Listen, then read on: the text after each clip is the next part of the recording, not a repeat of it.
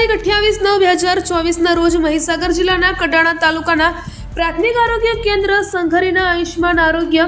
મંદિર ઠાકોરના નરાધાની પ્રાથમિક શાળા ઠાકોરના નરાધા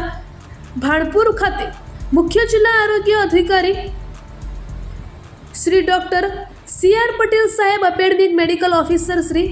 ડૉક્ટર NS ખોસાઈ સાહેબ, તાલુકા હેલ્થ ઓફિસર ડૉક્ટર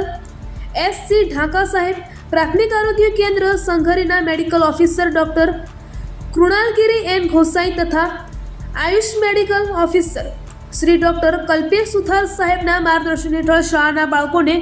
વિશ્વ હડકવા દિવસની રેબિસ સીમાઓ તોડવીની